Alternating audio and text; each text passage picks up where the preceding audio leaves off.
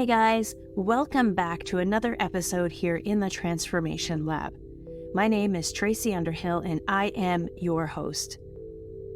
Today we're going to continue on this series in Journey to Now, and this is our fourth episode in the Journey to Now, and this will be the last episode talking about focus. So far we've talked about what we focus our attention on is what we create in our lives, and how our mind works as far as, hearing what we want to hear, seeing what we want to see, all based on our internal environment. Our internal environment and how we see ourselves and what we think about ourselves is what we create in our external environment. We talked about how fear is nothing more than false evidence appearing real. We talked about how the ego, that we've created an ego on purpose, and this ego is there to help protect us, but it also keeps us stuck in this perpetual cycle of fear and judgment. And over the last couple episodes, I've asked you to stop and take a look at, what are some of the words that you use to describe yourself, and how do you see yourself? And are your thoughts positive or negative? Because this is creating your external environment. And by awakening to what the truth is of what's going on in the internal environment, this is where we make our greatest changes. So I finished off the last episode by saying, it's in our fears and judgment that lies our greatest ability to change and move forward. And it's in shining some light on that stuff where we actually have the opportunity to make some forward movement. There's a metaphysical text called A Course in Miracles, and I love lesson 79 in A Course in Miracles, and it says, "Let me recognize the problem so it can be solved." A problem isn't a problem until you recognize it as being a problem. And I want to start today off by talking about problem. And we do this in our world where we're so focused on the problem, and we just circle the problem and circle the problem. And social media is incredible for helping us circle the problem. We'll post something on social media, or we see somebody else's post on social media. We're like, oh my goodness, I don't know, let's use weight loss. I've gained so much weight during the pandemic, for instance. And then people will like and send the care emoji or heart it, or some other people might even comment like, me too. I've gained, X amount of weight during this whole pandemic and this lockdown. So what happens is they circle this problem with you, and they're just externally validating that it's okay to have this problem. Then maybe you go to work and you're talking about this problem at work, and then what happens from there is people at work are externally validate that they have the same problem as well. So what's happening is we share our problem, and then everybody that we share a problem with is circling the problem with us. So now we're all focusing on the same problem, and what we focus our attention on creates our life and creates our world. So all you're doing is this self-sabotaging behavior. And my journey to now, this is exactly what I was doing. I was constantly focusing on my problems and sharing my problems with other people that I knew had the same problems. And then we just shared our problems together. Like attracts like, right? So what was happening is we weren't getting anywhere. I wasn't moving ahead. And remember that it's in our fear and judgment that lies our greatest growth. Once I recognized what I was focusing on, this fear and judgment, this is where I was able to let me recognize the problem so it can be solved. And when I recognized that what I was focusing on and creating this external environment where other people were focusing on the same problems and we were just circling the problem together, we were stuck in this perpetual cycle of circling the problem. How do we get out of that circle? We stop it in its tracks and we say, okay, what are the solutions? Come up with 3 solutions. But it doesn't stop there. Most people stop there. They come up with the 3 solutions and they're like, oh, these are 3 incredible solutions. I'm going to drink more water. I'm going to be more active. I'm going to get to bed earlier. Right?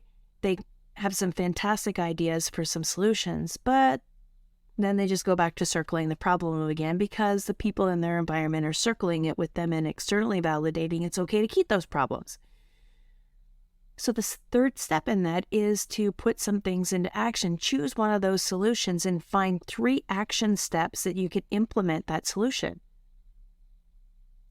So you go from identifying what the problem is, and instead of circling the problem and talking about the problem, start talking about the solutions and then finding ways of implementing and putting these solutions into action. So this takes me to this next part of perception is projection.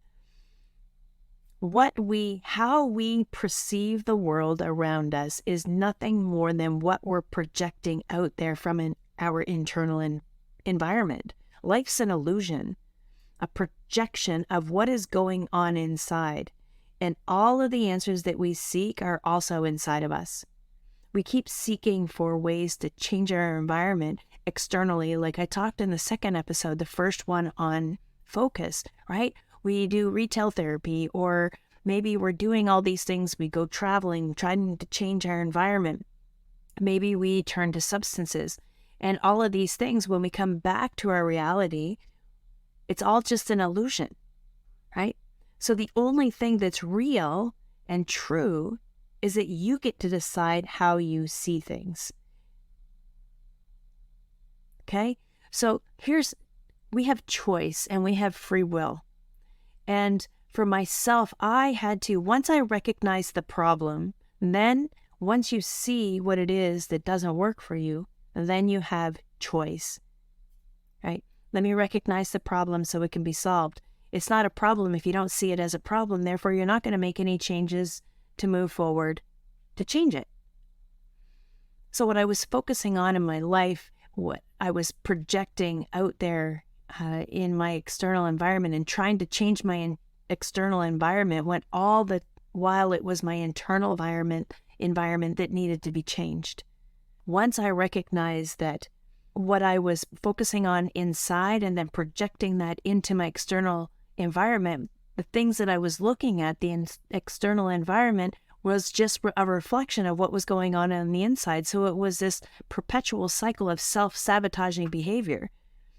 Everything we see in the world is neutral, but we have no neutral thoughts about it.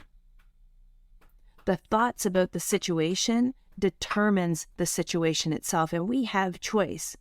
So the situation itself is neutral. It's ultimately empty.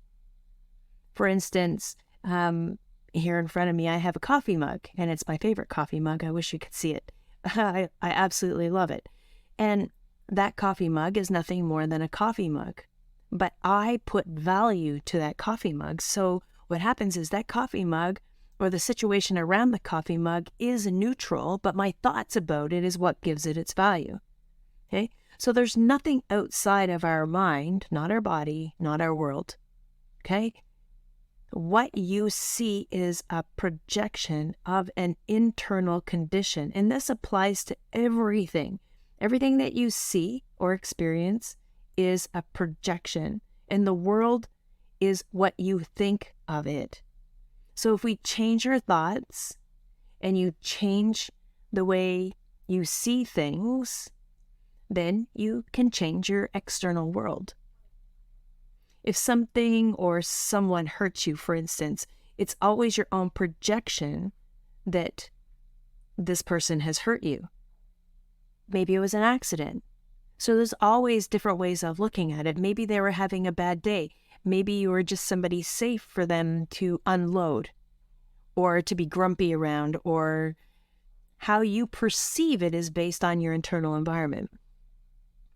Solve the problem without judging the other person or the situation and without the accompanying emotions. So the way that you see things, right? Your perception of things, right? How you see it, but it's what you're projecting out there. So let's go back to the same example that I've been using over and over again with the Gerber, right? What I was projecting out there is what I was perceiving. I was projecting out there that everybody in my world was out to get me. I believed that I wasn't a good enough person. I believed that I was not good enough, Therefore, I perceived everything that happened in my life as being against me. So my perception of that phone call from Gerber Baby trying to get me to invest in my son's future, I perceived that of coming from a place of being a scam, that I wasn't good enough and that nobody would ever offer anything like that. I believed that that's what the world was at that point in time. What you have to do, we don't have to do anything actually, but what I did was I decided to see things from a different perspective. Once I got my internal environment right and I started to change the language that I used about myself, that I was a bad person, that I was an overprotective parent, that I wasn't a good enough parent, that I wasn't a good enough coworker or a good enough friend. All of those things that I used, that I was focusing on, the words I was focusing on myself, I would find ways in my external environment to externally validate that these things were realistic. Once I started to change my internal dialogue and do the work inside, and you can change your internal dialogue just as simply as, affirmations. So some of my affirmations were, I'm a good person. I'm a good nurse. I'm a good mom. I'm a good friend because, and I would list, even if it was just one thing that was the because. Eventually, I started to believe it. Because where did those thoughts come from in the first place? You had to think those thoughts, and those thoughts had to create an emotion. Those emotions had to create a behavior. That behavior had to then reinforce the thoughts you had in the first place. So why not change your thoughts? When you change your thoughts, then I was changing my emotions. So believing or affirming that I was a good person, a good mom, a good nurse, a good friend, coming up with at least one reason why. Then that started to shift my emotion. Then it started to shift my behavior. Then my behavior started to reinforce the thoughts, those positive thoughts I had in the first place. So what is your truth? What is the truth about you? This will be your reprogramming, right? So it's about identifying what the program is already. You must change the attention of your thoughts because what you think directly influences how you feel, and how you feel directly influences how your body reacts, and how your body reacts directly influences how you behave. And how you behave comes to define who you are and what you experience in your life. It all begins with your thoughts. Our life experiences, they spring up from our thoughts that we actively engage in. You are what you think. I come from a place now that what I focus on is my positive stuff. I focus on what I like, my accomplishments. I really don't believe that there's any good or bad. There just is. So to comprehend the essence of this statement that you are what you think, you first need to understand the link between your thoughts, your emotions, and your behaviors. So our thoughts have no power. It's only when we actively invest our attention into them that they begin to seem real. I'm going to reiterate that to you. Okay? Our thoughts have no power. It's only when we actively invest our attention into them that they begin to seem real. And when we engage with specific thoughts, we begin to feel these emotions as they're triggered by these thoughts. And then we enter in this new emotional state, which then influences how we act. If you regularly engage with the thought that you're a failure, for instance, which is what I was doing, and I just keep feeding attention into this, I started to feel down and worthless, discouraged, and even a little depressed. When I think of myself back then, I really slumped my shoulders, I sulked down, I had no confidence. I just projected no confidence. So if if being a failure or failing is your business, then this really isn't a problem, right? And the problem, it's in your perceiving it to be a problem. It's in how you're thinking about it. So if you don't like your job and you blame your career choices for it's not being a problem, the way you think about it is the problem. Our problems are nothing more than our emotional and our body reactions to our thoughts about the problem. So if we can observe and we can change our attention or our perception, we can change our emotional reaction, which then changes our body reaction, which ultimately changes how we act, experience our reality, reinforces the thoughts.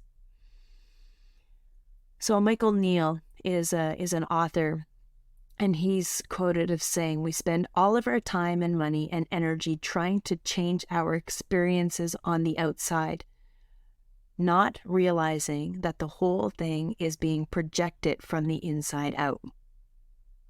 So if you think you're a failure, you'll feel like a failure, and then you'll act like a failure. And as long as you give attention to those thoughts that you're a failure, you'll continue to experience this reality, which is what was happening to me, which then reinforces your beliefs that you must be a failure. And this is called a thought pattern, and it has the power to destroy your life. And it was destroying mine. What I had to do is I had to start engaging with these empowering thoughts. I used to put them on sticky notes and stick them to my mirror. Constantly, I had them stuck to the dash of my car. When you engage with more empowering thoughts, they're going to boost your confidence and then trigger a more positive emotional state, which then will be reflected in how your body reacts. Standing up straight, being upbeat, being energized. So here is my challenge for you with this whole section on focus. Remember, what we focus our attention on is what we create in our reality. Our reality is based on our perception, is what we project out there. A problem is only a problem because we make it a problem, and it's what we focus on. Fear is nothing more than false evidence appearing real. Everything we see and feel is neutral. It's what we give value to that creates the reality of it. So what are your thoughts? Are they positive or negative? Do you feel good about yourself, or do you have a lot of negative thoughts about yourself? If you want to change this cycle, the power is in the now. Don't worry about yesterday. I was doing that. I worried about yesterday. I worried about all the mistakes that I was making, and, I wish I had of, and etc. That didn't do anything other than reinforce the negative thoughts I had about myself being a failure anyways. I started to focus my attention on the stuff that was good about me. I started to focus my attention on my little wins. I started to celebrate my little wins. I started to celebrate myself. And when I celebrated myself and then I shared those celebrations with people that I trusted, the people that were close to me, this helped to reinforce my emotions and my thoughts that I had, because they started celebrating with me. I was focusing all my attention on the negative thoughts about myself and attracting and creating a negative life for myself. How I was seeing the world around me through these eyes of fear and judgment became my perception of everything. Then this is what I would project out. I had to shift my focus to a growth mindset. What I gave energy to grew, right? So, initially, my energy was in my fear and judgment, and then this just grew. I was seeing it all around me. It was like I was attracting it. I was looking for it to validate these negative thoughts. I had to correct my perception. So I asked you, again, what are you focused on? We only complain about the things that we have control over changing. So if you have a problem mindset and you're circling the problem, Anything you complain about, you have control over changing it. We never complain about the things we have no control over. So if you're circling the problem, recognize that you're circling the problem, come up with some solutions, and then put things into action. Fear is nothing more than false evidence appearing real. It's our ego. So what did I do to my journey to now? I started to shift my focus and my attention. I started to focus on my wins and my accomplishments. Love. I started to choose to see love instead of fear. This is a duality. If there's fear, there's also love. I focused on balance and autonomy. I started to focus on what I wanted, not what I didn't want. Because the more you focus on what you don't want, the more you have to work towards what you don't want in order to realize that's what you don't want. I started to change my narrative of my life. I started to journal. I would look for 3 positive things about every negative experience, that silver lining. I really hope that there was something in here that's useful for you and that you can use to put into or implement into your journey to now. Thank you so much for listening and sharing this space with me today. There continues to be so much information that I want to share with you and to unpack around these 3 mindset topics of focus, belief, and action. The last 3 episodes have all been about focus. Next episode, we're going to start focusing on belief. How important this was in building the foundation of change that impacted my life and why. I want to continue to break this stuff down so it's a bit more digestible, so you can really start to integrate these things into your own life. This continues to be part of a series of my journey to now. I'm so excited to be sharing this with you. I will see you at the next episode here in the Transformation Lab.